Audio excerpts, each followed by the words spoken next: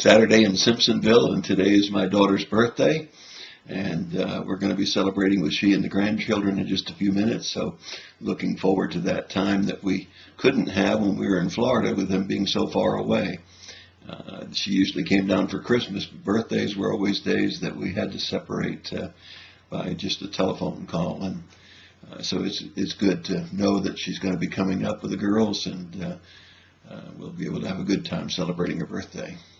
Well, we're still in chapter 14 of Luke, and Jesus is still giving illustrations as he has dinner with those guests that he's invited.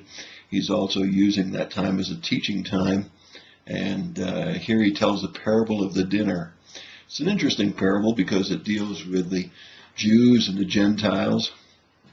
Jesus said a man was giving a big dinner, and he invited many. At the dinner hour, he sent his slaves to say that all had been invited. Please come, for everything is ready now. But they all alike began to make excuses. The first one said, I have bought a piece of land, and I need to go out and look at it. Please consider me excused. Another one said, I have bought 5 yoke of oxen. That's 10 oxen. Yoke would be 2. And I am going to try them out. Please consider me excused. Another one said, I have married a wife, and for that reason I cannot come. Well, if you really look at the excuses that were given when Jesus says this man sent out his invitation that everything was ready, the first one had a large piece of land. Now, he certainly would have looked at it before he purchased it, but it certainly represents the people who material things keep them from coming to Christ. The second one was going to try out his oxen. Again, he would have certainly taken a better look at the oxen before he bought them. But it represents how work is often used as an excuse for not coming to Jesus. And finally, the third one said, I've married. These would be personal reasons that people say that they have for not coming to Jesus. I can't tell you how many times people said, I can't come to church because the roof would fall in. Well, we have never lost a roof yet in any of the churches that I've been in because somebody came that hadn't been to church in a while, or that had never been to church, or for the personal reasons that when they were children they were forced to go to church. It's not about church, is it? It's about coming to Jesus. So Jesus sent out this invitation. Obviously, the invitation represents the fact that he first came to the Jews and offered salvation, letting them know that he was the Messiah they'd long been waiting for. And then it says in verse 21, the slaves came back and reported to his master.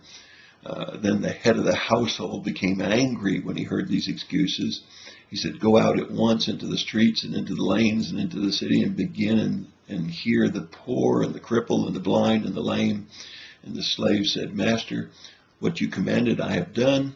There's still more room. Isn't that good? There's more room at the cross. Room at the cross for one. Yes, there's room for everyone at the cross.